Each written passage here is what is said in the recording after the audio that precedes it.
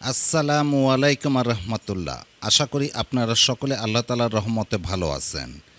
আজ আমি আলোচনা করব মোহাম্মদ সাল্লাল্লাহু আলাইহি ওয়াসাল্লাম সম্পর্কে 7টি তথ্য নিয়ে। তো চলুন আমরা জেনে নিই।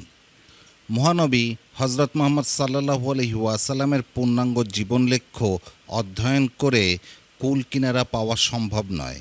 তিনি আল্লাহর মনোনীত শেষ নবী ও রাসূল। তার স্বর্ণোজ্জ্বল ও ধ্রুপদী জীবন অধ্যায় সম্পর্কে ধারণা থাকা একজন মুসলমানের জন্য খুবই জরুরি।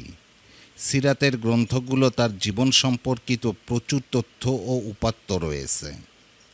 রাসূল সাল্লাল্লাহু আলাইহি ওয়াসাল্লাম সম্পর্কে 7টি সংক্ষিপ্ত তথ্য জানা যাক।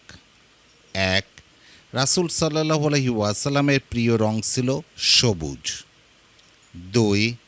তিনি মধু পছন্দ করতেন। 3. মধু মিশ্রিত ঠান্ডা পানীয় তার প্রিয় ছিল। 4. তার কণ্ঠস্বর এতই জোরালো ছিল যে বিদায় হজের ভাষণে তিনি লক্ষাধিক সাহাবীদের সামনে কোনো প্রকার সহযোগিতা ছাড়া জীবনের শেষ ভাষণ দেন।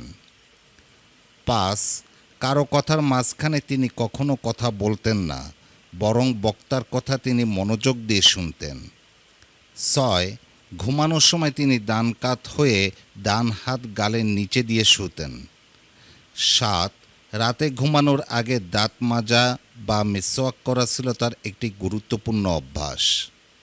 তথ্যসূত্র শাইখুল হাদিস মাওলানা জাকারিয়া কান্ধলভি রচিত আল শামাইল আল মুহাম্মাদিয়া, 2য় সংস্করণ।